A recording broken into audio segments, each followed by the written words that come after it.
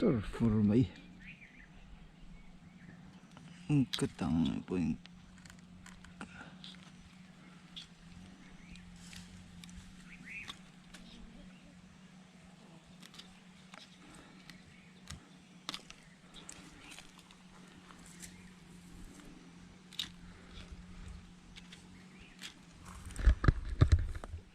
chor nem về chú chỉ cái đường kẹt nữa là ngày đấy đó.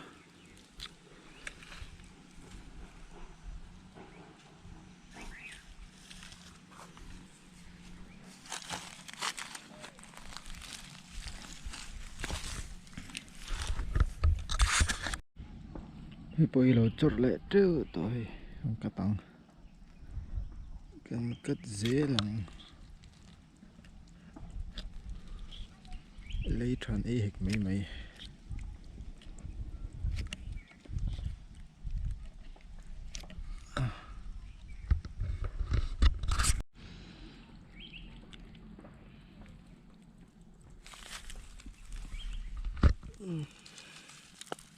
buồn cất tăng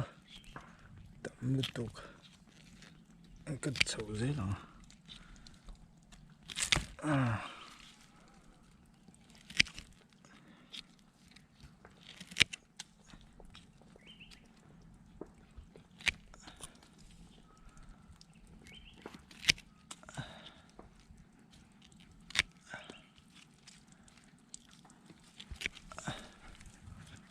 bây giờ cần rửa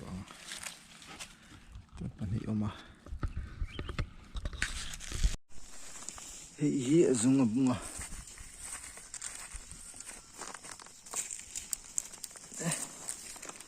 lùm pí nằm thủy na anh ấy bung việc gì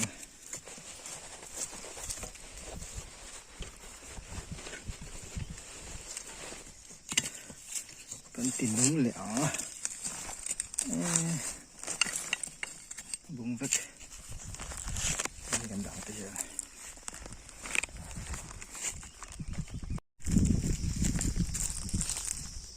cái tiền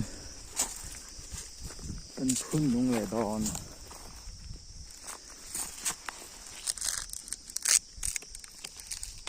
nấu inh việc mà làm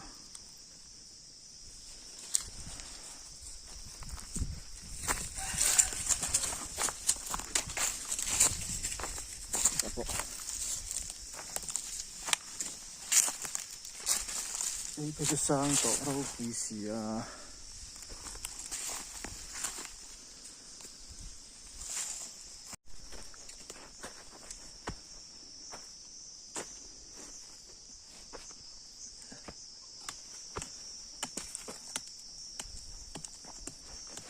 ấy yo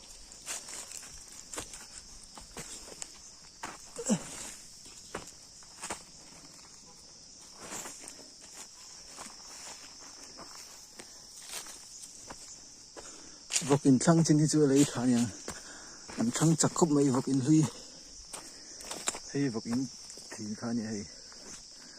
anh thấy hình hậu chân thăng chặt khúc mấy